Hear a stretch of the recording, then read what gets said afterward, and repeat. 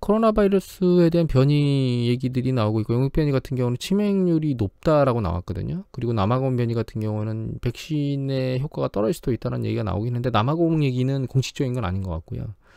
어떤 박사가 얘기한 것 같고, 제가 읽은 기사 최종적으로는 그렇습니다. 뭐 그 뒤에 바뀌었는지 모르겠는데, 남아공은 이제 변이 치명이 높다고 얘기가 나왔는데, 한 가지 여기에 얹혀진 게 백신의 공급이 지연된다고 얘기가 나오고 있죠. 근데 이 별 의미가 없는 걸로 지금 보입니다. 왜냐하면 백신 공급이 지연된다는 얘기는 집단면역이 길어진다는 뜻이기 때문에, 결과적으로는 이제 파우치 소장이 또 나와가지고 마스크 쓰고 극장에 가는 게 가을이었는데 겨울이나 가능할 것 같습니다. 이렇게 얘기하면 끝이거든요, 이거는.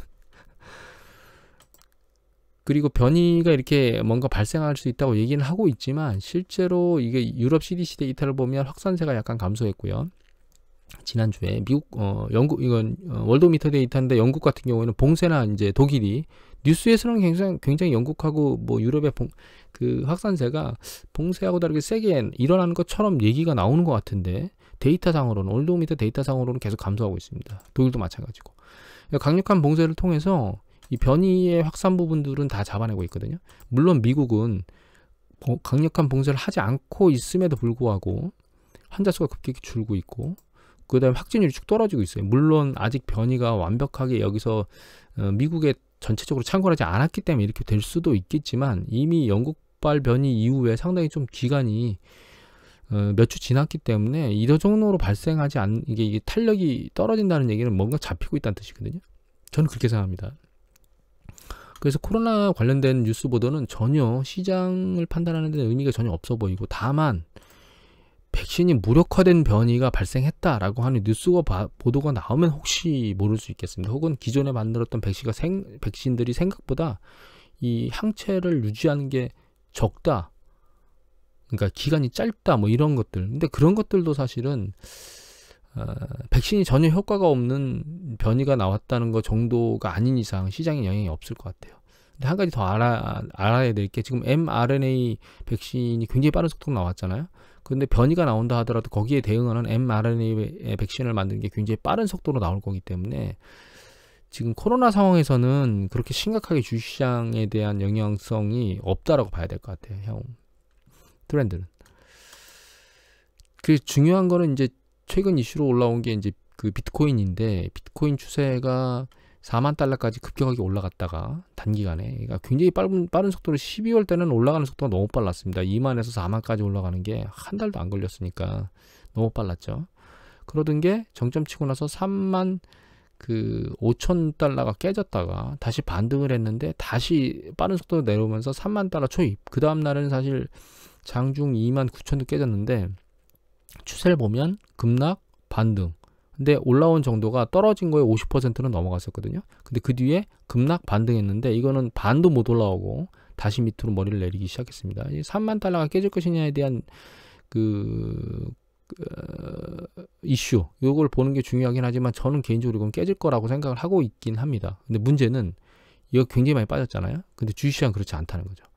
그러니까 비트코인조차도 이렇게 빨리 거품이, 그러니까 굉장히 빠른 속도로 변동성을 보이는데 주식시장은 안 그랬다는 점이 저는 중요하다고 생각합니다. 그래서 테슬라가 주식의 방향성을 최종적으로 결정할 수 있을까라는 생각을 개인적으로 이제 하고 있고, 그래서 이게 중요하다고 지금 보고 있거든요.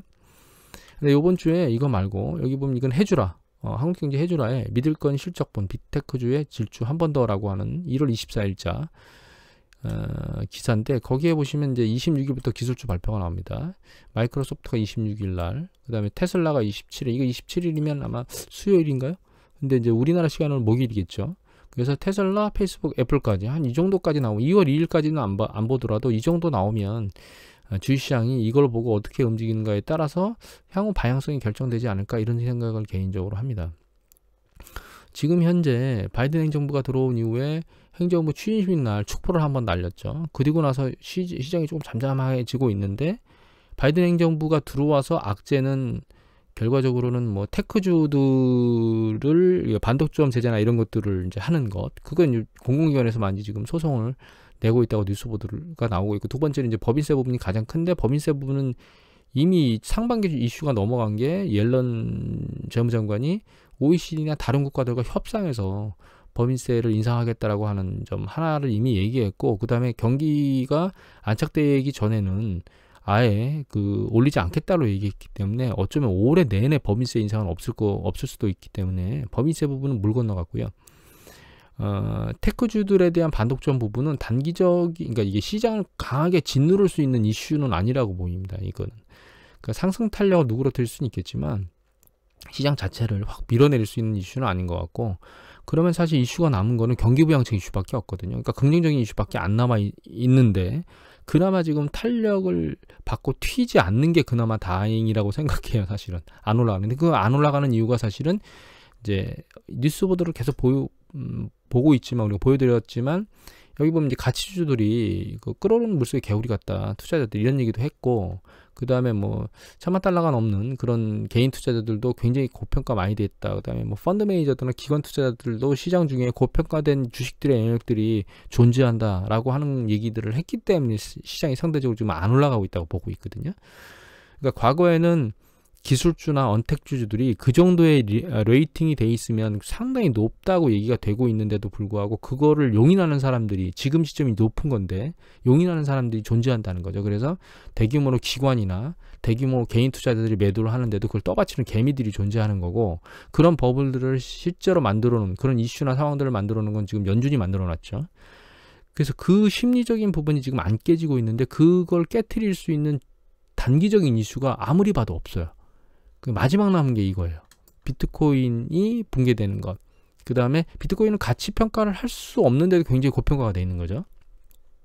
그래서 이게 이제 밑으로 쓸려 내려가고 있는데, 이것도 주식시장에 완전한 동질감을 보여주지는 못하고 있는데, 그 이유가 저는 테슬라라고 보고 있거든요. 그래서 테슬라가 이번에 그 실적 발표가 나오는 게 어떻게 해석이 돼서 주식시장이 움직이는지가 결과적으로는 주식시장의 방향성을 결정하지 않을까. 거기에 덤해서 기술주들의 실적 발표나 이런 것들, 그러니까 기술주의 실적 발표들이 요번에 이제 넷플릭스가 지난주에 나와가지고 좋게 주식시장이 움직이긴 했는데, 물론 주말에 후반부에 그러니까 금요일날 미국장은 그렇게 좋은 모습으로 끝나지는 않았어요. 근데 이제 여기에 페이스북이나 애플 등 같이 이런 기업들이 또 좋은 성과를 내서 시장을 밀어올릴 수도 있겠죠. 그래서 이제 테슬라나 이런 기술주들이 어떻게 실적 발표를 하고 그걸 어떻게 시장에서 해석해서 움직이느냐가 결과적으로는 상반기 주식시장의 방향성을 결정하지 않을까, 이런 생각을 개인적으로 하게 됩니다. 그러면 이제 상반기의 움직임이 만약에 탄력을 받고 조정이 크지 않은 상태에서 다시 움직인다면, 그게 과연 언제 다시 이제 위험성이 높아지겠느냐. 고평가 얘기는 계속 하고 있기 때문에 항상 위험성의 잔재는 존재하지만, 가장 중요한 이슈는 아마도 금리일 거예요. 금리가 인상이 되게 되면 결과적으로는 그 경기가 좋아지고 있다는 뜻이거든요. 그런데 그러면 경기가 좋아진다는 얘기는 다른 섹터에서도 실적이 좋게 나온다는 뜻이에요. 그러면 가치주나 이런 것들이 스물스물 움직이면서 이미 올라왔다는 뜻, 혹은 올라오려고 탄력을 받으려고 하고 있다는 뜻이고, 그러면 상대적으로 리레이팅이 이미 높은데 좀 더 올라가서 더 높아진 기술주 같은 경우에는 그 하락 압력으로 작용할 수밖에 없습니다. 결과적으로. 물론 항상 우리가 추구 전략을 할 때 주식시장이 흔들리는 것처럼 이 물가 상승률이 올라가면서 금리가 올라간다는 얘기는 추구 전략을 야기할 수 있는 이슈거든요. 그래서 이제 주식시장이 흔들리는 겁니다, 사실은. 그런데 이제 지금 현재 상황으로 놓고 보면 10년 국채 수익률 같은 경우에도 1%대에서 계속 머리 두들기를 하다가 최근에 확 1월달에 들어서 1% 뚫고 올라가서 이제 1% 윗단에서 움직이고 있고, 미국의 그 소비자 물가 지수도 보시면 계속 추세가 올라가고 있다 누그러지는 것 같더니 다시 탄력을 받기 시작했어요. 그러니까 물가 상승이 탄력을 받고 있는 거죠. 10년 국채 수익률도 거기에 따라 움직이고 있고, 그 다음에 이제 10년 명목하고 실질 금리를 가지고 측정해 볼 수 있는 기대 인플레이션도 지금 2%가 넘는 수준에 올라와 있는 상황입니다. 사실 장기 기대 인플레이션이. 그래서 금리 상승이 주식시장에 영향을 미칠 수 있긴 한데, 여기에 영향을 줄 수 있는 게 연준이죠. 제롬 파월 연준이 캡을 씌운다거나 이러면 또다시 금리 상승을 억제하는 것 때문에 주식시장이 이거에 의해서 조정받는 게 아니고 오히려 안도감에 의해서 랠리를 볼 수도 있는 가능성은 존재하지만, 향후의 금리의 움직임에 따라서 주식시장이 충격받을 수 있는 이슈가 하나 발생할 수 있다라는 거 말고는 지금은 특별하게 이슈 발생할 게 없습니다, 사실은. 그래서 정리를 하면 이번 주에 초반에 하는 기술주들 실적 발표하고 그다음에 이제 테슬라의 실적 발표를 통해서 주식시장이 어떻게 움직이느냐라고 하는 부분이 이 주식시장의 방향을 결정하지 않을까 그런 생각을 합니다. 개인적으로는 계속 조정을 기다리긴 했지만 결과적으로 뭔가 강력한 기관이나 이런 쪽의 매도를 개미들이 계속 받쳐주고 있는 행위들을 하고 있기 때문에 그 행위가 지금 시점에 이제 요번 주에 이런 어떤 그 실적 발표 움직임에서 방향성을 타진하지, 그러니까 조정이 안 일어나면 결과적으로 상반기의 조정은 가능성이 훨씬 낮아지지 않을까 이런 생각을 하게 됩니다. 그래서 요번 주에 그 부분들을 잘 보시기 바랍니다. 봐야 될 것 같아요. 자, 이것을 마치도록 하겠습니다.